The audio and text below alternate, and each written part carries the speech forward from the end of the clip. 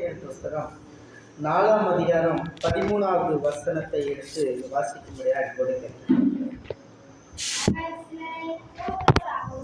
அவரை சிலரை அப்போஸ்தலராகவும் சிலரை தீர்க்கதரிசிகளாகவும் சிலரை சுவிசேஷகர்களாகவும் சிலரை மேய்ப்பர்களாகவும் போதகராகவும் ஏற்படுத்தினார். அருமையான தேவனுடைய பிள்ளைகளே, இந்த சுவிசேஷகர் என்ற ஒரு ஊழிய அழைப்பு. சுவிசேஷம் பண்ணுறது எல்லாருமே பண்ணலாம். எல்லா விசுவாசியுமே நமக்கு பக்கத்து வீட்டில் அக்கம் பக்கத்தில் போய் சுவிசேஷம் சொல்லலாம். இது சுவிசேஷகருடைய கடமை, ஒவ்வொரு விசுவாசியினுடைய கடமை. எல்லா விசுவாசியும் சுவிசேஷம் சொல்லணும். அதுதான் கர்த்தருடைய அழைப்பு. த கமாண்ட்மெண்ட் என்ன சொல்லியிருக்காரு? நீங்கள் உலகமெங்கும் போய் சுவிசேஷத்தை பிரசங்கியுங்கள், சகல ஜாதிகளையும் சீசராக்கி பிதா குமாரன் பரிசுத்தாவி நாமத்தில் ஞானஸ்நானம் கொடுங்க. இதுதான் கட்டளை. ஸோ ஞானஸ்நானம் எடுத்தோன்னே வீட்டில் உட்காரக்கூடாது. ஞானஸ்நானம் எடுத்ததுக்கு அப்புறம் விசுவாசிகள் நம்ம நினைக்கிறோம் சர்ச்சுக்கு போயிட்டு வந்தால் முடிஞ்சிருச்சு நம்ம கடமை அப்படின்னு நம்ம நினைக்கிறோம். ஆனால் அது தப்பு. சர்ச்சுக்கு போயிட்டு வந்த உடனே நம்முடைய கடமைகள் முடிவதில்லை. ஞானஸ்தானத்தோடு எதையும் முடிச்சிடறதில்ல. அதுக்கப்புறம் நம்ம அநேகருக்கு சுவிசேஷம் சொல்லணும். விசுவாசிகள் எல்லாருமே சுவிசேஷம் சொல்லணும். இது ஒவ்வொரு விசுவாசியின் மேல் விழுந்த கடமை. இட் இஸ் அ ட்ரெடிஷ்னலி ஒவ்வொரு விசுவாசியின் மீது விழப்படுகிற கடமையாக இருக்கிறது இந்த சுவிசேஷ ஊழியம். ஒவ்வொரு விசுவாசியும் என்ன செய்யணும்? சுவிசேஷத்துக்காக என்ன செய்யணும்? ஒவ்வொருத்தரும் அக்கம் பக்கத்தில் இருக்கிறவங்களுக்கு இயேசுவை பற்றி சொல்லணும். இன்றைக்கி வீட்டிலே போய் உட்காந்துருப்போம், நல்லா பைபிள் படிப்போம், நல்லா ஜெபம் பண்ணுவோம், ஆனால் ஆண்டவரை பற்றி ஒருத்தருக்கும் சொல்ல மாட்டோம். ஆனால் எல்லா விசுவாசியுமே சுவிசேஷத்தை சொல்லணும். அது ஊழிய அழைப்பு இல்லை, அது விசுவாசிகளுக்கு கர்த்தர் கொடுத்த கட்டளை. விசுவாசிகளுக்கு கர்த்தர் கொடுத்த கட்டளை. பார்த்தீங்கன்னா மார்க்கு 16:16 வசனத்தை படிங்க. மார்க்கு 16:16.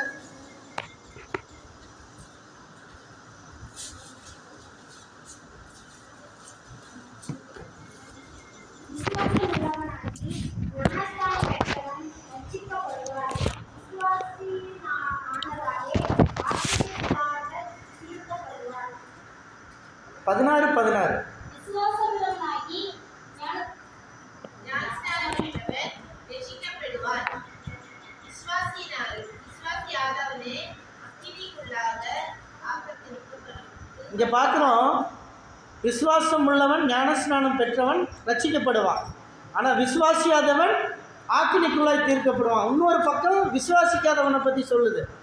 அப்போ விசுவாசிக்கிறவனுக்கும் விசுவாசிக்காதவனுக்கும் அடையாளம் என்னன்னா, கர்த்தர் பரலோகத்துக்கு போகிறதுக்கு முன்னாடி ஒரு கட்டளை கொடுக்குறார்.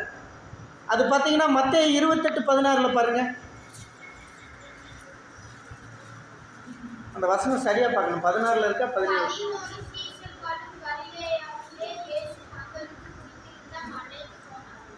அது கீழே.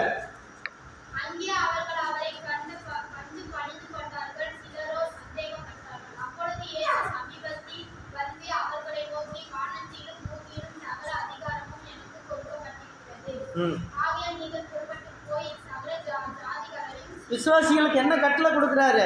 நீங்க புறப்பட்டு போய் சகல ஜாதிகளையும் சீசராக்கி பிதா குமாரன் பரிசுத்தாவின் நாமத்தில் ஞானஸ்நானம் கொடுங்க. இந்த கட்டளை யாருக்கு கொடுத்தாரு? இது கட்டளையா கொடுக்கிறார். யாருக்கு கொடுக்கிறாரு? விசுவாசிகளுக்கு கொடுக்கிறார். ஆண்டவர் தன்னுடைய விசுவாசிகளுக்கு அவர் கொடுக்குற கட்டளை. இன்னைக்கு நீங்களும் நானும் ஒவ்வொருத்தரும் சுவிசேஷம் சொல்லணும். நமக்கு எப்போ நேரம் கிடைக்குதோ அப்போ எல்லாம் சுவிசேஷம் சொல்லணும். இயேசுவை பற்றி 4 பேருக்கு சொல்லணும். அதில் ரட்சிக்கப்பட்டு வர்றவனை என்ன செய்யணும்? சர்ச்சில் கொண்டு வந்து வச்சு அவனுக்கு ஞானஸ்நானம் கொடுக்கணும். அல்லேலூயா. ஆனால் இந்த சுவிசேஷ வரம்ன்றது வித்தியாசம். அது ஒரு கிஃப்ட்டு. அப்போஸ்தலன் மாதிரி, தீர்க்கதரிசி மாதிரி, சுவிசேஷன்றது ஒரு தனி ஊழியம். அந்த தனி ஊழியத்தை அவங்க மட்டும்தான் செய்ய முடியும். அந்த அழைப்புள்ளவங்க மட்டும்தான் செய்ய முடியும்.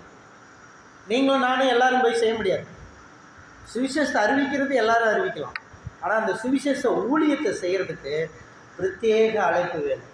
அந்த சுவிசேஷ ஊழியம் செய்யப்படுகிறவன் the person who seeks to convert others to Christian faith public preaching about Christ gospel lead to Christ. இதுதான் அவனுடைய முக்கியமான கருத்து. சுவிசேஷகன் என்ன செய்யணும்? அடுத்தவர்களை கிறிஸ்துவுக்குள்ள மனமாற்றம் செய்ய வேண்டும். அல்லேலூயா, அல்லேலூயா.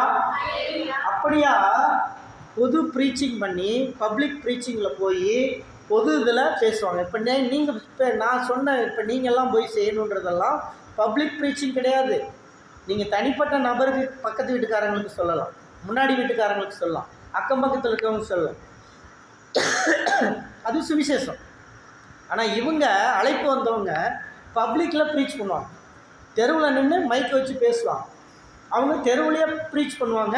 தெருவில் மைக்கை வச்சு ஆண்டவருடைய காஸ்பலை சொல்லுவாங்க. அவங்க காஸ்பல் சொல்லும்போது ஒரு மாஸ் ஆஃப் பீப்புள் வந்து ரசிக்கப்படுவாங்க. மாஸ் ஆஃப் பீப்புள் வந்து இயேசு ஏற்றுக்கொள்வாங்க. ஏசாயா 52:7 படிங்க. ஏசாயாவின் புத்தகம் 52வது அதிகாரம் 7வது வசனம். சமாதானத்தை கூறி நற்காரியங்களை விசேஷமாய் அறிவித்து ரட்சிப்பை பிரசித்தப்படுத்தி உன் தேவன் ராஜாரிடம் பண்ணுகிறார் என்று சீயோனுக்கு சொல்லுகிற சுவிசேஷனுடைய பாதங்கள் மலையின் மேல் எவ்வளவு அழகாய் இருக்கின்றன. இந்த சுவிசேஷகனுடைய பாதங்கள் மலையின் மேல் எவ்வளவு அழகாய் இருக்கிறது பாருங்க. ஒரு ஊழியக்காரன் சுவிசேஷனுடைய அழைப்பு, கர்த்தர் அவனுடைய பாதத்தை பார்க்குறார். அவன் நடந்து போகிறான். நடந்து போய் சுவிசேஷம் சொல்கிறான். கால் வலிக்குது, அவனுக்கு முள் ஏறுது, கல் வருது. இதுதான் சுவிசேஷனுடைய அழைப்பு. அந்த அழைப்பை நம்ம பண்ண முடியாது. சுவிசேஷனுடைய அழைப்பு அவ்வளவு அடிப்பட்ட கால்கள், முள்ளேறின கால்கள், கல்லால் குத்தப்பட்டது, அவ்வளவு போராட்டம் நிறைந்தது தான் சுவிசேஷனுடைய வாழ்க்கை. கர்த்தர் அதான் சொல்கிறாரு. அவனுடைய பாதத்தை பார்த்து அவர் வர்ணனிக்கிறத பாருங்கள், எவ்வளவு அழகாக இருக்குது. How beautiful his leg is. இன்னொரு இடத்துல பார்த்தீங்கன்னா சுவிசேஷனுடைய பாதங்கள் மான்கால்களை போல இருக்கிறது. அல்லேலூயா. மான்கால்களை போல துள்ளி குதிக்கும்னு சொல்லியிருக்கு. அல்லேலூயா. அப்போ அவன் பாருங்க எப்படிப்பட்டவனாக இருக்கிறான். ஏசாயா 6ஆம் அதிகாரம் 8வது வசனம்.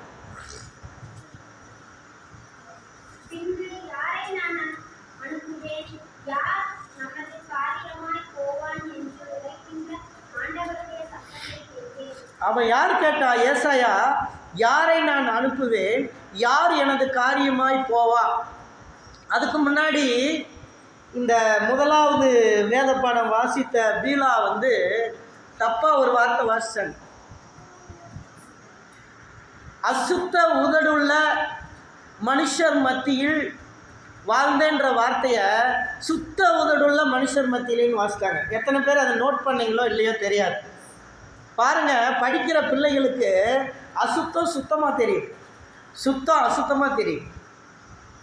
நம்ம வார்த்தைகளில் கண்களில் பார்த்து படிப்பதில் அவ்வளவு தவறு இருக்குது. இன்றைக்கி 9ஆம் வகுப்பு 10ஆம் வகுப்பு வந்துட்டோம். பைபிளை ஒழுங்காக படிக்கல அப்படின்றதுக்கு நீங்கள் இங்கே முன்னாடி வந்து பைபிளை படிக்கும்போது அந்த தவறுகள் வெளிப்படுத்துகின்றன, அந்த தவறுகள் காட்டுகின்றன.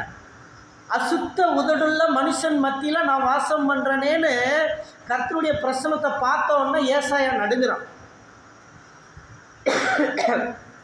தேவனுடைய கண்கள் கன்றுச்சு, அவனுடைய கண்கள். அசுத்த உதடுள்ள மனுஷன் மத்தியில் நான் வாசம் பண்ணிகிட்டு இருக்கிறேனே, என்னை எப்படி அடிச்சிடுவாரா என்னமோன்னு பயப்படுறான். அப்போ கர்த்தர் ஒரு சத்தம் கேட்குது, யாரை நான் அனுப்புவேன், யார் எனது காரியமாய் போவா? அல்லேலூயா. Who can I send you? Who will go for my work? அருமையான தேவனுடைய பிள்ளைகளை, ஆண்டவர் இன்னைக்கு நம்மளை பார்த்து அதை கேட்குறார். சுவிசேஷகன் தான் அந்த அந்த அந்த பொறுப்பெடுத்திருக்கான். அவன் எங்கேயும் கவலைப்பட மாட்டான். அவனுக்கு அதுக்கெல்லாம் டைம் கிடையாது.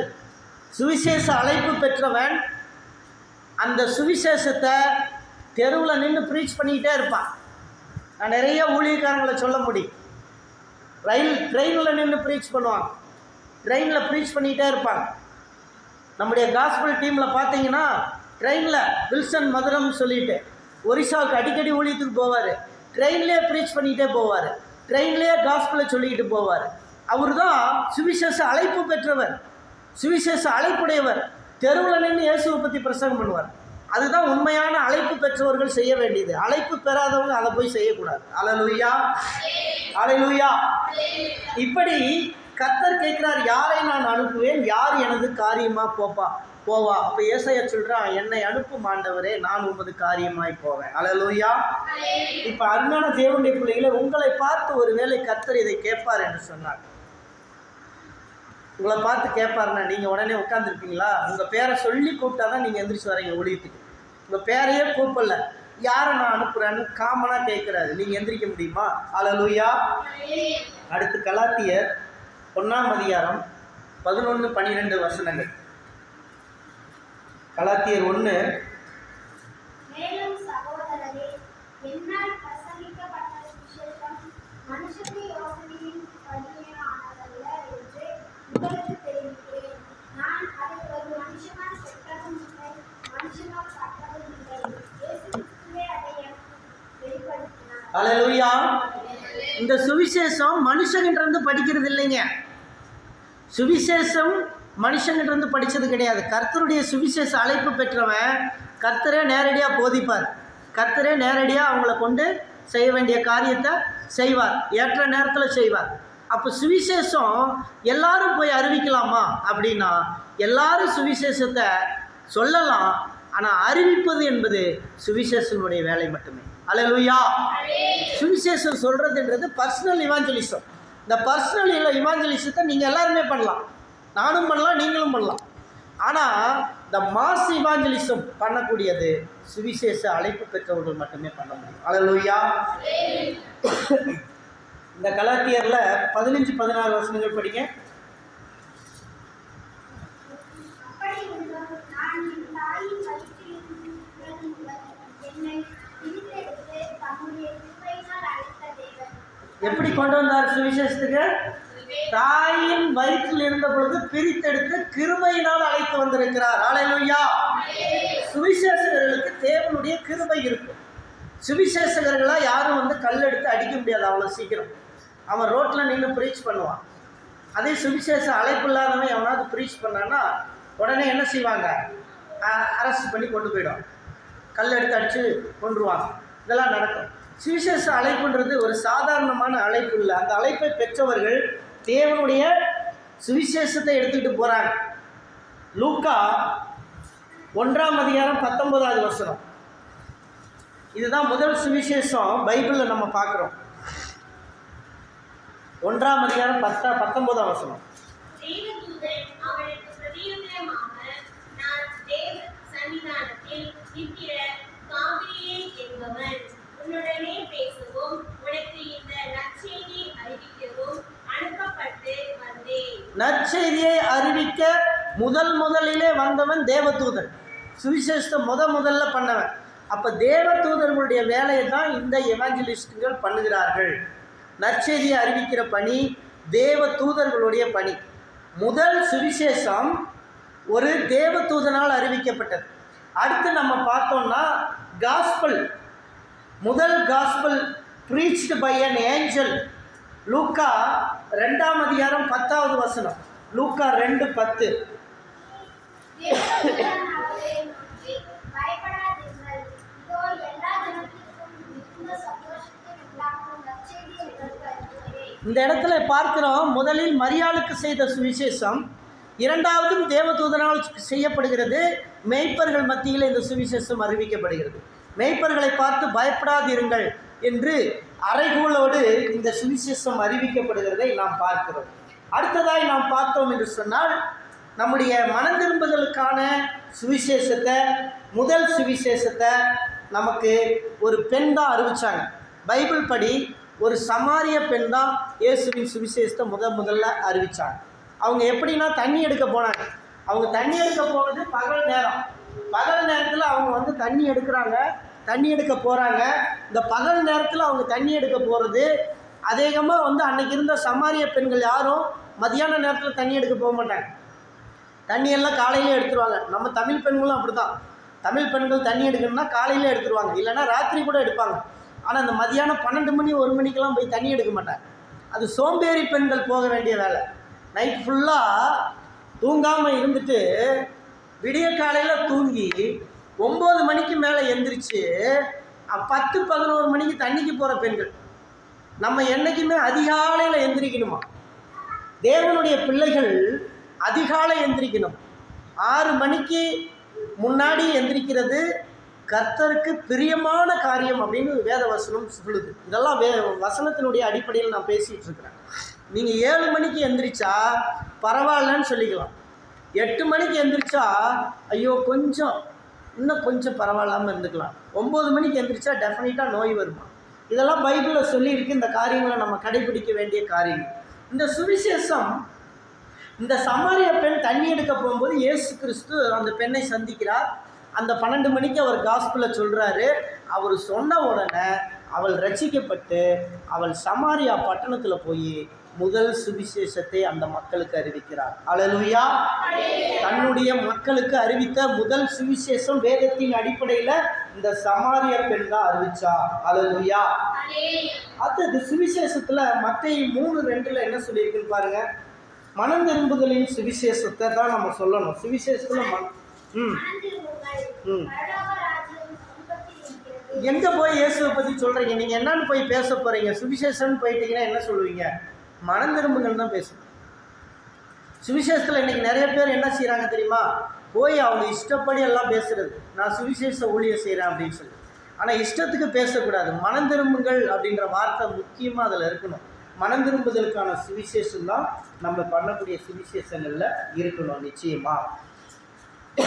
அடுத்து பார்த்தீங்கன்னா சுவிசேஷம் நம்ம பண்ணும்போது 3:16-18 பாருங்கள், பரிசுத்தாவின் அபிஷேகம் வேணும். சுவிசேஷம் சும்மா போய் செஞ்சிடக்கூடாது. ஹோலி ஸ்பிரிட்னுடைய அனாயிண்டிங் வேணும். நமக்கு ஹோலி ஸ்பிரிட்னுடைய அனாயிண்டிங் இருந்துச்சு அப்படின்னா நம்ம சுவிசேஷத்தில் ரொம்ப ஆணித்தரமாக இருக்க முடியும். படிங்க பார்க்கலாம். ஜலத்திலிருந்து கரையேறின உடனே இதோ வானம் அவருக்கு திறக்கப்பட்டது.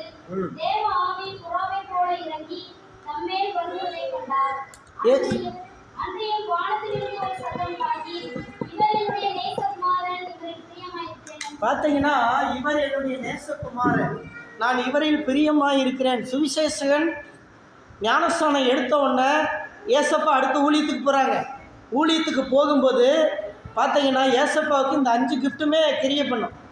ஆவிக்குரிய வரங்கள் 9 கிரியை பண்ணியிருக்கோம். இந்த 5 கிஃப்ட்டுமே, அதாவது அப்போஸ்தலர் ஊழியமும் ஏசப்பாவுக்கு இருந்துச்சு, தீர்க்கதரிசன ஊழியங்கள் இருந்தது, சுவிசேஷ ஊழியம் இருந்தது, போதகர் ஊழியம் இருந்தது, மேய்ப்பர் ஊழியம் இருந்தது. 5 ஊழியங்களையும் உள்ளடக்கியவர் தான் ஆண்டவராகிய இயேசு கிறிஸ்து. இந்த சுவிசேஷ ஊழியத்தை அவர் செய்யும் பொழுது பரிசுத்த ஆவியானவர் இறங்கினார். இன்றைக்கி நம்ம நிறைய பேருக்கு பரிசுத்த ஆவியினுடைய லீடிங் இல்லாமல் நம்ம சுவிசேஷத்துக்கு போகிறோம். நம்ம லீடிங்கோட தான் போகணும்.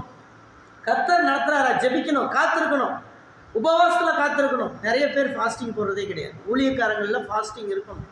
டெஃபினட்டாக ஊழியத்துக்கு போகிறதுக்கு முன்னாடி ஃபாஸ்டிங் இருந்தால் தான் ஆத்மாவை கொண்டு வர முடியும். ஃபாஸ்டிங் இருந்து நம்ம பட்னி போடும்போது கடவுள் அங்கே பார்ப்பார், வானத்தை திறந்துடுவார், அற்புதங்களை செய்வார். ஃபாஸ்டிங்கோட ஒரு கிராமத்துக்கு போகிறோன்னு தேவனுடைய நடத்தல் தெரிஞ்சுன்னா அந்த கிராமத்தில் உள்ள துஷ்ட ஆவிகளை முதல்ல கட்டணும். பெலவானை முந்தி கட்டினால் ஒழிய பெலவானுடைய வீட்டுக்குள் புகுந்து அவனை கொள்ளையடிக்க முடியாது. நல்லா தெரிந்து கொள்ள வேண்டும். பெலவானை முந்தி கட்ட வேண்டும். அங்கே இருக்கக்கூடிய பொல்லாத ஆவிகளை கட்டணும். இன்றைக்கி இந்த ஏறுபள்ளியில் எத்தனை பொல்லாத ஆவிகள் இருக்கிறது என்பது எனக்கு தெரியும். ஏன்னா நான் கட்டி இருக்கிறேன், தேவன் அதை எனக்கு வெளிப்படுத்தி இருக்கிறார். இல்லைன்னா இன்றைக்கி இங்கே ஒரு சர்ச்சை நிறுவ முடியாது.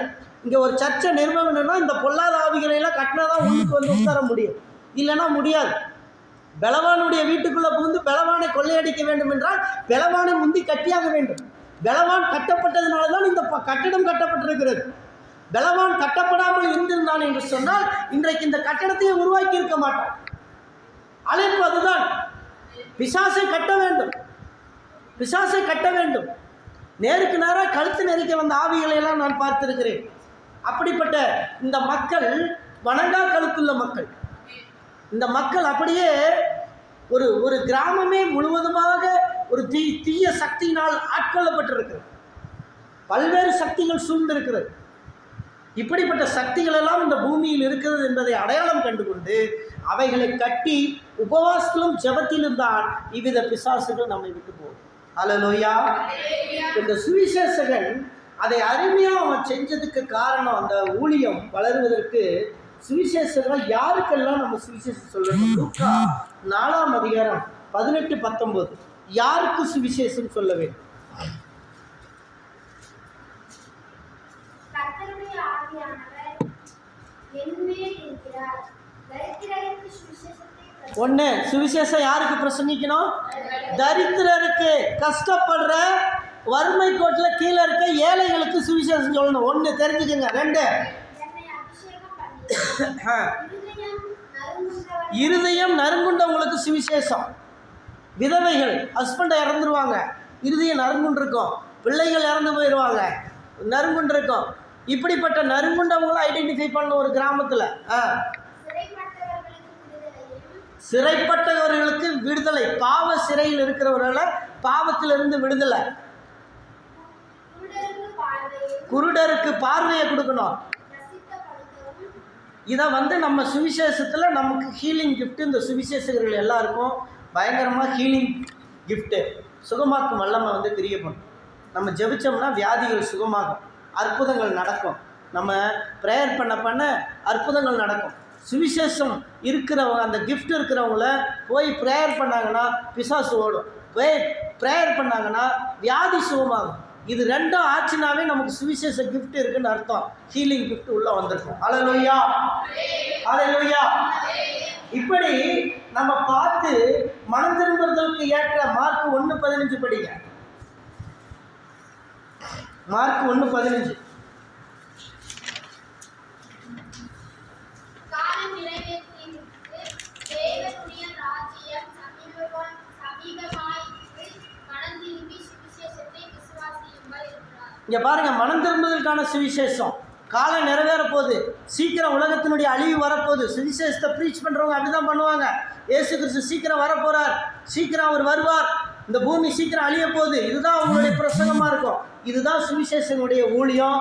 அது இல்லாமல் சுவிசேஷத்தை எங்கே அறிவிக்கணும் அப்படின்றது, இப்போ யாருக்கு அறிவிக்கணுன்றதை நான் சொல்லிட்டேன்.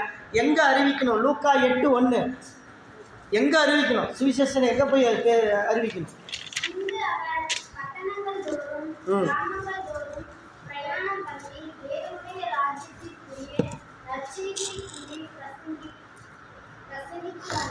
எங்கெங்க? பட்டணங்கள் தோறும், கிராமங்களாக. இது நம்ம இப்படி எடுத்துக்கலாமா? City to city, village to village. இங்கே தான் சுவிசேஷத்தை நம்ம அறிவிக்கணும். கிராமங்கள் தோறும் சுவிசேஷம், பட்டணங்கள் தோறும் சுவிசேஷத்தை அறிவிக்கணும். இது யார் செய்வாங்க? அனுப்பப்பட்டவர்கள் செய்ய வேண்டும். லூக்கா 4ஆம் அதிகாரம் 42-43. அனுப்பப்பட்டவர்கள் 4ஆம் அதிகாரம் 42-43.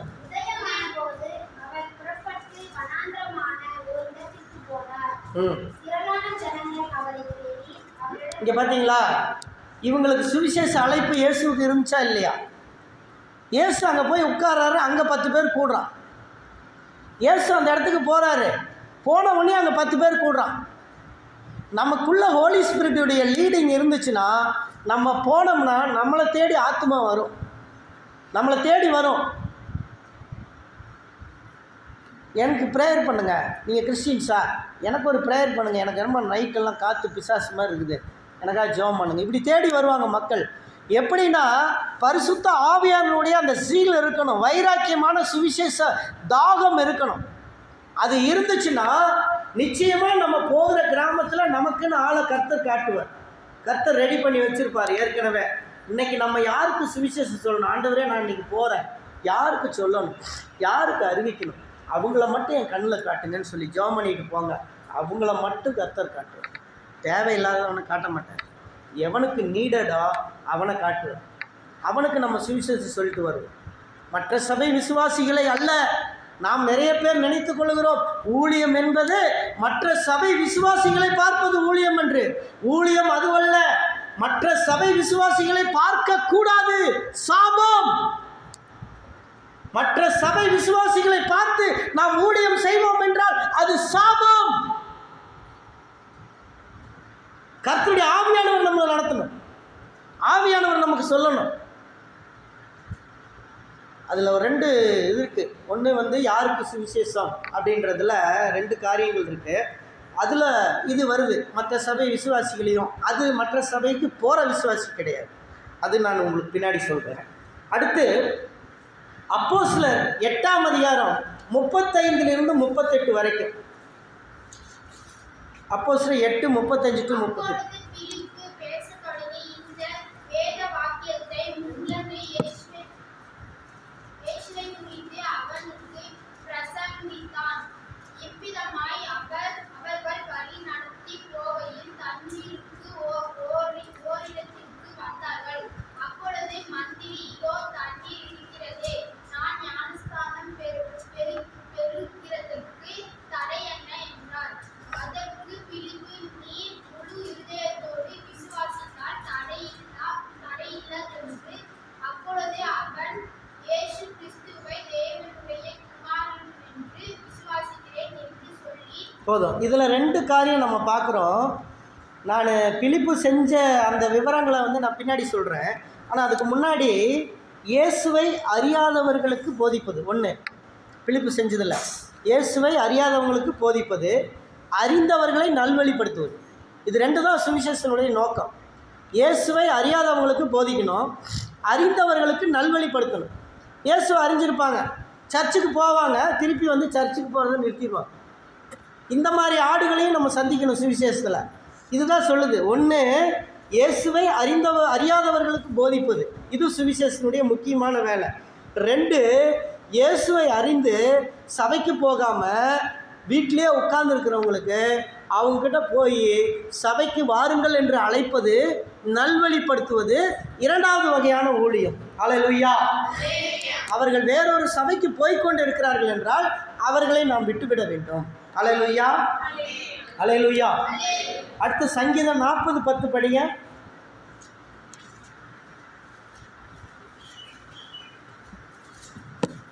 சங்கீதம் 40:10. உம்முடைய நீதியை நான் என் இதயத்திற்குள் மறைத்து வைக்கவில்லை. உமது சக்தியையும் உமது இரட்சிப்பையும் சொல்லியிருக்கிறேன். உமது கிருபையையும் உமது உண்மையையும் மகா சபைக்கு அறிவியாதபடிக்கு நான் ஒளித்து வைக்கவில்லை. இந்த இடத்துல பார்க்குறோம், சபைக்கு அறிவிக்கணும், சுவிசேஷம் சொல்கிறத சபைக்கு அறிவிக்கணும். நாம் வந்து இன்னார் இடத்துக்கு போனோம், இந்த கிராமத்தில் போய் சுவிசேஷம் சொன்னோம், இந்த கிராமத்தில் சொன்னோம், கர்த்தர் இந்த மாதிரி கிரியை பண்ணார் என்பதை சபைக்கு அறிவிக்க வேண்டும். மகா சபைக்கு என்ன செய்யணும்? அறிவிப்புகள் கொடுக்க வேண்டும். அடுத்ததாக 1 நாளாகமம் 16, 23, 24. 1 நாளாகமம் 16, 23, 24. ரட்சிப்பின் சுவிசேஷம். பூமியின் சகல குடிகளே, கர்த்தரை பாடி நாளுக்கு நாள் அவருடைய இரட்சிப்பை சுவிசேஷமாய் அறிவியுங்கள். ஜாதிகளுக்குள் அவருடைய வழிகளையும் சகல ஜனங்களுக்கும் அவருடைய அதிசயங்களையும் விவரித்து சொல்லுங்கள். கர்த்தர் பெரியவரும் மிகவும் துதிக்கப்பட்டவருமாய் இருக்கிறார். எல்லா தேவர்களிலும் பயப்படத்தக்கவரே அவரே. பார்க்குறோம், ரட்சிப்பின் சுவிசேஷத்தை நாம் அவருக்கு அறிவிக்க வேண்டும் என்று நாளாகமம் 16 சொல்லப்பட்டிருக்கிறதை பார்க்கிறோம். டாக்டர் பில்லி கிரஹாமை பற்றி உங்களுக்கு தெரியும். டாக்டர் பில்லி கிரஹாம் அமெரிக்க தேசத்தில் பெரிய சுவிசேஷகர், the great evangelist doctor Billy Graham. அவர் பிறந்தது வந்து 1918, இறந்தது 2018. 100 வருஷம் வாழ்ந்தார் இந்த மனுஷன். he was alive 100 years. 1918 2018 வரை உயிரோடு இருந்தவர். அவர் என்ன சொன்னார் தெரியுமா? when you are in young age, if you take this Bible, சின்ன பிள்ளைங்களாம் நோட் பண்ணிக்கோ. when you are in young age, if you take this Bible, when you become a old age, the Bible can take you. அவர் சொன்ன வார்த்தை, பில்லி Graham சொன்ன வார்த்தை என்ன சொன்னார்? நீ இளம் வயதில் இந்த பைபிளை நீ சுமந்தைனா பிற்காலத்தில் பைபிள் இன்னும் சுமக்கும். அல்லேலூயா. தமிழில் தெளிவாக சொல்கிறேன், இந்த சின்ன வயசில் பைபிளை சுமந்துக்கிட்டு ஒவ்வொரு இடத்துக்கு இன்றைக்கி சர்ச்சுக்கு வரும்போது நிறைய பசங்க பிள்ளைங்க பைபிள் இல்லாமே வரும், பைபிள் இல்லாமே வரும். பைபிளை சுமக்கணும் பிள்ளைங்க, அவங்களுக்குன்னு இருக்கிற பைபிளை எடுத்துகிட்டு வரணும் சர்ச்சுக்கு. When you are in young age, you should carry the Bible. When you become a old age, God, that Bible can carry யூன்னு சொன்னார். அல்லேலூயா. நீ சிறு வயதுல பைபிளை நீ தூக்குனேன்னா நீ வயசாகி கிழவி ஆகும்போது பைபிள் உன்னை தூக்குமையா. அல்லேலூயா. அந்த பைபிள் உன்னை காப்பாற்றும் ஐயா. அந்த பைபிள் உனக்கு சோறு போடும் ஐயா. அந்த பைபிள் உன்னை பரலோகம் கொண்டு செல்லும். பில்லி கிரஹாமுடைய ஊழியம் சாதாரணமான ஊழியம் அல்ல. ஒரு பிரசங்கத்தில் 30 மில்லியன் மக்கள் ரட்சிக்கப்படுவார். அமெரிக்காவில் பில்லி கிரஹாம் ஒரு பிரசங்கம் செய்யும் பொழுது 30 மில்லியன் மக்கள் ரட்சிக்கப்படுவார்கள். அமெரிக்கா முழுவதும் பெரிய ரட்சிப்பு நடந்தது. ஒரு முறை பில்லி கிரஹாம் இடத்துல போய் கேட்டார்கள் அரசியல்வாதிகள், நீங்கள் இந்த ஆண்டு எலெக்ஷனில் நில்லுங்கள். நீங்கள் எலெக்ஷனில் நின்னால் உங்களுக்கு எதிராக யாரும் நிற்க மாட்டாங்க. நீங்கள் எலெக்ஷனில் நில்லுங்க. நீங்கள் எலெக்ஷனில் நின்னால் உங்களுக்கு எதிராக யாரும் நிற்க மாட்டாங்க. அன்னபோஸில் நீங்கள் ஜெயிச்சு வந்துடுவீங்க. உங்களுக்கு எதிராக யாரும் நிற்க மாட்டான். பில்லி கிரஹாமுக்கு அவ்வளோ மரியாதை இருந்தது அமெரிக்க தேசத்தில். ஒரு இவாஞ்சலிஸ்ட்டுக்கு அவ்வளோ மரியாதை இருந்தது. இன்றைக்கி நம்ம ஊர் இவாஞ்சலிஸ்ட்னால் முதல்ல போய் நின்றுவான். எலெக்ஷனுக்கு முதல்ல நின்றுவான். இந்த மரியாதை கிடச்சதுன்னா போதுண்டாப்பா நமக்கு அரசியல்வாதியாக ஆயிரலான்னு சொல்லி ஓடிடுவான். ஆனால் இந்த பில்லி கிரஹாம் அப்படி சொல்லலை. அவர் என்ன சொன்னார், அமெரிக்க ஜனாதிபதின்றது இந்த உலகத்தில் ஒரு நாட்டினுடைய முக்கியமான பதவி. அமெரிக்க ஜனாதிபதி என்பது இந்த நாட்டினுடைய ஒரு முக்கியமான பதவி. ஆனால் நான் யாருக்கு ஊழியக்காரன் தெரியுமா? இந்த வானத்தையும் பூமியையும் உண்டாக்கின சர்வ வல்லமையுள்ள தேவனுடைய ஊழியக்காரன். அதை விட பெரிய பதவியில் இருக்கிறவன் நான் ஏன் இந்த கீழ்த்தரமான பதவிக்கு வர வேண்டும் என்று சொன்னார். அல்லேலூயா. பில்லி கிரஹாமை போல யாராவது சொல்ல முடியும்? இந்த உலகத்தில் சாதாரண பதவி இது. நான் வானத்தையும் பூமியும் உண்டாக்கின ஒரு கடவுளுக்கு ஊழியக்காரனாக இருக்கேன். அதுதான் இதை விட பெரிய பதவி.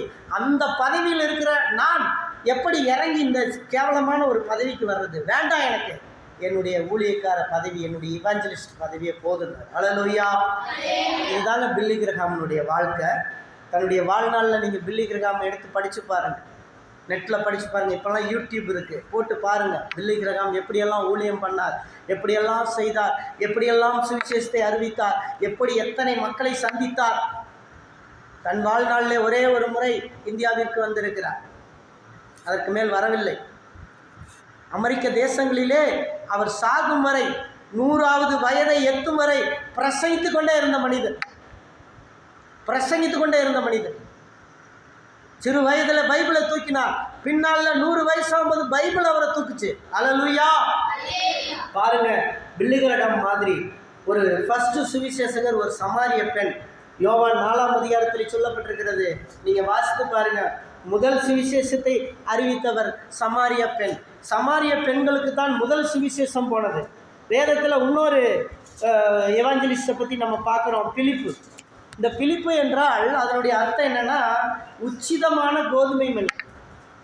உச்சிதமான கோதுமை மணி. கோதுமை மணியில் சாதாரண மணி இல்லை, நல்லா ஃபர்டைலாக கொழுன்னு விளைஞ்ச ஒரு கோதுமை மணி. அதான் உச்சிதமான கோதுமை மணி தான் பிலிப் என்று அர்த்தம். இன்னொரு கிரேக்க பதத்தில் பிலிப் என்று சொன்னால் ஒரு இராணுவ குதிரை என்று அர்த்தம். அடுத்து பார்த்தோன்னா இந்த விதவை உபசரிப்பில் நம்பர் 1 இருந்திருக்கார். விதவைகளுக்கு உபசரித்து உணவு கொடுக்கறதுல நம்பர் 1 இருந்திருக்காரு. அவர் பரிசுத்த ஆவியின் நிறைவை பெற்றிருந்தார்.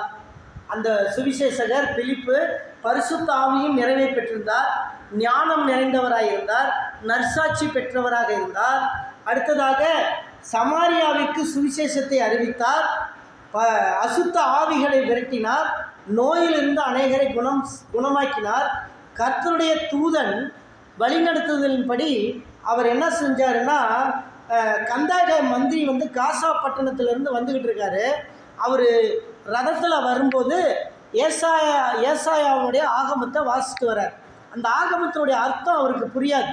ஆனால் கர்த்தருடைய ஆவியானவர் பிலிப்பிட்ட சொல்கிறாரு, நீ போ, அங்கே கந்தாக மந்திரி வருவான், அவன் வரும்போது அவனுடைய ரதத்தில் நீ ஏறி உட்காந்துட்டு அவன் படிக்கிறத எல்லாத்தையும் நீ எக்ஸ்பிளைன் பண்ணி சொல்லுன்ற. இதை சொன்னோன்னா ஆவியானவர் நடத்தின்படி போகிறாரு. போகும்போதே அந்த வண்டி வந்துகிட்டு இருக்குது. அதை நிறுத்துகிறான். நான் ஒரு ஊழியக்காரன், ஏறிக்கலாமா? தாராளமாக ஏறிக்கிங்கன்றாரு. ஏறி உட்காந்துக்கிட்டார் மந்திரி பக்கத்தில். மந்திரி அந்த ஆகமத்தை படிச்சுக்கிட்டு இருக்காரு. அந்த ஆகமத்தை படிக்கிறீங்களே, அந்த ஆகமத்தினுடைய அர்த்தம் உங்களுக்கு தெரியுமான்னு கேட்குறாரு. அதுக்கு அவர் சொல்கிறாரு, அர்த்தம் எனக்கு யாராவது சொன்னால் தானே தெரியும், எனக்கு எப்படி தெரியும்னு கேட்குறாரு. அந்த அர்த்தத்தை தெளிவாக எக்ஸ்பிளைன் பண்ணுறாரு. பண்ண உடனே நான் ஞானஸ்தானத்துக்கு ரெடியாக இருக்கேன். அல்லேலூயா. ஞானஸ்தானத்துக்கு ரெடியாக இருக்கேன் அப்படின்னு. உடனே இங்கே தண்ணி இருக்குது, ஞானஸ்தானம் எடுத்துடலாமான்னு? எடுத்துடலாம். இறங்கணுன்னா பிலிப்பு அவருக்கு ஞானஸ்தானத்தை கொடுத்து மந்திரியை ரதத்தில் ஏற்றி விட்டுட்டு வீட்டுக்கு போயிட்டார். அல்லேலூயா, அல்லேலூயா. இதான் royal priest ministry. Royal priest மினிஸ்ட்ரின்றது அதான், ராயலான மக்களை சந்திக்கக்கூடிய ஒரு சுவிசேஷனுடைய ஊழியம். அது ராயல் பிரீஸ்ட் மினிஸ்ட்ரி. இது நிறைய ஊழியக்காரர்களுக்கு அதெல்லாம் இருக்கும். இன்றைக்கும் சில ஊழியக்காரர்களுக்கு அதெல்லாம் இருக்கிறது. அப்படி இந்த மாதிரி சுவிசேஷத்தை அறிவிப்பது, சுவிசேஷத்துக்கான பல படிகள் உண்டு. சுவிசேஷகர்களுடைய குவாலிட்டி, இதை பற்றிலாம் நான் நிறைய இடத்துல ரொம்ப நேரம் ஆகும். நான் சீக்கிரமாய் முடிப்பதுனால ஒரு 2-3 உதாரணங்களை சொல்லி சுவிசேஷத்தினுடைய உதாரணங்களை சொல்கிறேன். ஜான் பென்யன் என்று சொல்லப்படுகிறவர் 1628 1688 வரை வாழ்ந்த ஒரு சுவிசேஷகர் ஜான் பென்யன். அவர் எழுதின ஒரு புஸ்தகம்தான் பில்கிரிம்ஸ் ப்ராக்ரஸ், மோட்ச பிரயாணம் என்ற ஒரு புத்தகத்தை எழுதினார்.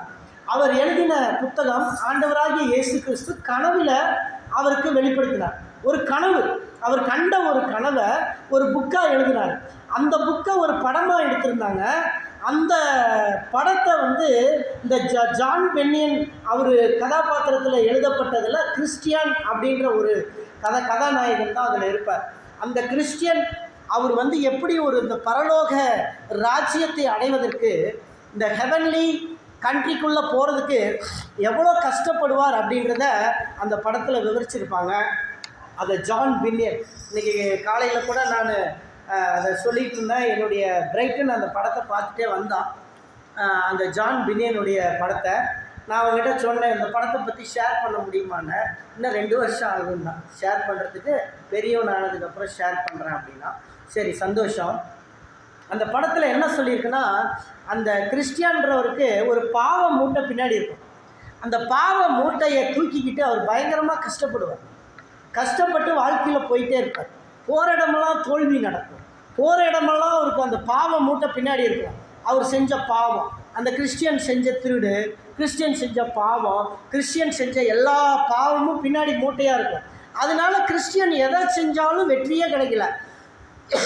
வாழ்க்கையில் எல்லாம் தோல்வி, அதிக மார்க் வாங்க முடியல, எல்லாத்துலேயும் தோல்வி கிறிஸ்டியன். அப்படி எல்லாத்துலேயும் அவர் எதிர்பார்த்தது எதுவுமே நடக்காமல் போகுது. கடைசியாக ஒரு நாள் பல போராட்டத்துக்கு பிறகு இயேசுவை தரிசிக்கிறார். இயேசுவை தரிசிக்கும் போது அந்த சிலுவையை பார்த்து அதை அவர் ஏற்றுக்கொண்டு அந்த இயேசுவை ரட்சிக்கப்படும் போது இந்த பாவ மூட்டை கலண்டு பாதாளத்தில் போய் விழுந்துடும். அதோடு அவருக்கு இந்த முதுகில் இருந்த அந்த பாவ மூட்டை அவரை விட்டு விலகிடும். இதுக்கு அப்புறம் அவர் பல கஷ்டங்களை அனுபவித்து கடைசியாக பரலோக ராஜ்யத்தை அடைவார். அந்த சம்பவங்கள் அந்த பில்கிரிம்ஸ் ப்ராக்ரஸ் அப்படின்ற ஒரு புஸ்தகத்தில் எழுதப்பட்டிருக்கிறது ஜான் பென்யனை பற்றி. இதுதான் பழங்காலத்தில் மாடர்ன் சுவிசேஷத்தில் இவாஞ்சலிஸ்டாக இருந்தவர் ஜான் பென்யன். அந்த புஸ்தகத்தை படித்து நிறைய பேர் ரசிக்கப்பட்டாங்க. அவருடைய புத்தகத்தை படமாக்கினாங்க, பில்கிரிம்ஸ் ப்ராக்ரஸை. அதை படமாக்கி அந்த படத்தை பார்த்து நிறையா பேர் ரசிக்கப்பட்டாங்க. அல்லேலூயா. இப்படி அந்த ஜான் பென்யன் காலத்தில் நிறைய பேர் ரசிக்கப்பட்டாங்க. அடுத்து ஜோனத்தான் எட்வர்ட் 1703 1758 ஜோனத்தான் எட்வர்டுன்னு ஒரு ஊழியக்காரர் இருந்தார். இந்த ஜோனத்தான் எட்வர்ட் பார்த்திங்கன்னா, இதெல்லாம் பார்த்திங்கன்னா ஒவ்வொரு வருஷத்துக்கு பின்னாடி வர்றாங்க. ஜான் பென்யனுக்கு அப்புறம் ஜோனத்தான் எட்வர்ட் பயங்கர சுவிசேஷம். அவர் ஒரு மாகாணமே ரசிக்கப்பட்டுச்சு. அதுக்கப்புறம் ஜான் வெஸ்லி இங்கிலாந்து நாட்டில் 1703 1791 இருந்தவர். ஜான் வெஸ்லி சகோதரர்கள் எல்லாருமே ஊழியக்காரங்க. அதில் பிரதான சகோதரன் ஜான் வெஸ்லி ரட்சிப்பை சரியாக கொண்டு போனார். அந்த தேசம் முழுவதும் ரட்சிக்கப்பட்டுச்சு. இங்கிலாந்து தேசம் முழுவதும் எல்லா சர்ச்சிலையுமே ஆட்கள் நிறைய ஆரம்பித்தாங்க. ஒயின் ஷாப்பெல்லாம் மூடிட்டாங்க. 100 வருஷத்துக்கு அவருடைய ரட்சிப்பு, 100 வருஷத்துக்கு ஒயின் ஷாப்பே இல்லை. லண்டன்லேயும் இங்கிலாந்துலேயும் 100 வருஷத்துக்கு ஒயின் ஷாப் கிடையாது. ஒரு இந்தியாவிலேருந்து ஒரு ஆள் போய் இங்கே எங்கே ஒயின் ஷாப் இருக்குதுன்னு லண்டனில் கேட்டாங்க. அப்போ கேட்கும்போது அவங்க இவரை மேலே இங்கேயும் பார்த்தாங்களாம். பார்த்துட்டு சொன்னாங்களாம், இங்கிலாண்டில் ஒயின் ஷாப்பே கிடையாதுன்னா. 100 வருஷத்துக்கு ஒயின் ஷாப் திறக்கலைங்க. அவருடைய ஒரே ரட்சிப்பு டோட்டல் இங்கிலாந்து கிறிஸ்தவ நாடாக மாறிச்சு. டோட்டல் இங்கிலாந்து எல்லாம் சர்ச்சுக்குள்ளே எல்லாம் உட்காந்து அழுது கதறி கண்ணீர் வடித்த பெரிய எழுப்புதல் ஜான் வெஸ்லி மூலமாக. எல்லாம் உட்காந்து அழுகிறான், பாவம் மன்னிப்பை பெறான், ரட்சிக்கப்படுறான், ஞானஸ்தானம் எடுக்கிறான். அப்படியே பயங்கரமான ரிவைவர் ஜான் வெஸ்லி மூலமாக நடந்துச்சு. 100 வருஷத்துக்கு ஒரு ரட்சிப்பு ஒயின் ஷாப்பையும் மூடி வச்சு.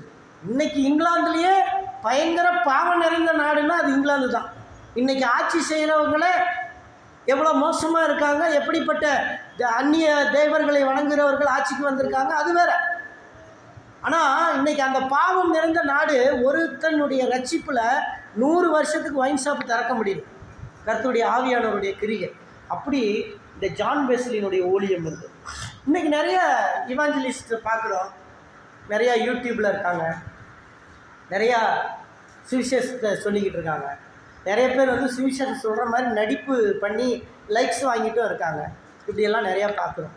ஆனால் எது இருந்தாலும் ஊழியர்கள் சுவிசேஷனுடைய அழைப்பு இருந்தால் அந்த அழைப்பை மட்டும்தான் செய்யணும். அல்லேலூயா. அந்த அழைப்பு இருந்தால், எனக்கு சுவிசேஷ அழைப்பு இருக்கிறது, அந்த அழைப்பை மட்டும் நான் செய்கிறேன். எனக்கு அப்போஸ்தல அழைப்பு இருக்கிறது, அந்த அழைப்பை மட்டும் நான் செய்கிறேன். எனக்கு தீர்க்க தரிசன அழைப்பு இருக்கிறது, அந்த அழைப்பை மட்டும் நான் செய்கிறேன்னு சொல்லி அழைத்த அழைப்புக்கு பாத்திரனாக எப்போதும் நடந்து கொள்ள வேண்டும். கர்த்தர் நமக்கு கொடுத்திருக்கிற ஊழிய வரங்கள் 5 தான். எத்தனை ஊழியக்காரங்க இருந்தாலும் இன்றைக்கி எல்லாரையுமே பாஸ்டர்னு நம்ம அழைக்கிறோம். ஆனால் இந்த 5 அழைப்பில் ஒரு அழைப்பு அவன் கண்டுபிடிக்கல, அவனுக்கு எந்த அழைப்பு இன்னும் கண்டுபிடிக்கலைன்னா கடைசி வரை அவன் வாழ்க்கையில் கஷ்டங்களை அனுபவித்துக் கொண்டிருக்கிறான். அவனுடைய அழைப்பை கண்டுபிடிக்க வேண்டும். அழைப்பை கண்டுபிடித்து அழைப்புக்கேற்ற ஊழியத்திற்கு அவன் போகும் பொழுது அந்த அழைப்பிலே ஊழியம் விருத்தி அடையும், ஊழியம் வளர்ச்சி அடையும், ஊழியம் பெரிய வளர்ச்சியை கொண்டு வரும் என்பதை நாம் மறந்துவிட வேண்டாம் தேவனுடைய பிள்ளைகளே. ஆகவே சுவிசேஷனுடைய பாதங்கள் எவ்வளவு அழகாக இருக்கிறது என்று வேதம் சொல்லுகிறது. அப்படியாக தேவன் நம்மை ஆசீர்வதிப்பாராக. எல்லாரும் முழங்கால் படிட்டு கர்த்தருடைய கரத்திலே நாம் ஒப்படைப்போம். சுவிசேஷனுடைய பாதங்கள் எவ்வளவு அழகாக இருக்கிறது. இந்த சுவிசேஷ அழைப்பை நாம் எல்லாரும் பெறுவோம். இனிமேல் நம்முடைய அக்கம் பக்கத்தில், நம்முடைய ஃப்ரெண்ட்ஸுக்கு, நம்முடைய உடன்பிறப்புகளுக்கு, நம்முடைய நண்பர்களுக்கு, நாம் பார்க்கிறவர்களுக்கு நாம் இந்த சுவிசேஷத்தை சொல்லுவோம். அது கிறிஸ்தவர்கள் மேல் விழுந்த கடமை. இது மதமாற்றம் அல்ல, இட் இஸ் மனமாற்றம். இது கிறிஸ்தவர்கள் மேல் விழுந்த கடமை. ஒவ்வொரு கிறிஸ்தவனும் அவன் தன் கடமையை செய்ய வேண்டும். இயேசு கிறிஸ்து சொல்லிவிட்டு போன அந்த கடமையை செய்ய வேண்டும். அதுதான் இந்த சுவிசேஷம். அதை நாம் செய்யும் பொழுது தேவன் நம்மை ஆசீர்வதிக்கிறார். அருமையான தேவனுடைய பிள்ளைகளே, அன்பின் கர்த்தாவே உமக்கு ஸ்தோத்திரம். விசேஷமாய்க்கு நன்மையினாலும் கிருபையினாலும் முடிசூட்டுகிற தேவன், அப்படியாய் முடிசூட்டும்படியாய் செபிக்கிறேன் ஆண்டவரே. இப்படியா இவர்கள் தங்களுடைய சுவிசேஷ பாதையில் ஓடட்டும் ஆண்டவரே, சுவிசேஷத்தில் ஓடட்டும். கர்த்தர் அவர்களை ஆசீர்வதிப்பீராக. வந்திருந்த பிள்ளைகளை ஆசீர்வதியும். உடைய பிள்ளைகள் கொடுத்த அருமையான நன்கொடைகளை ஆசீர்வதியும் ஆண்டவரே. பலப்படுத்தும், பாதுகாத்து கொள்ளும். கர்த்தர் பலப்படுத்துவீராக. நசரேயனாகிய இயேசு கிறிஸ்துவின் நாமத்தில் வேண்டிக் கொள்கிறேன் பரமபிதாவே. ஆமென்.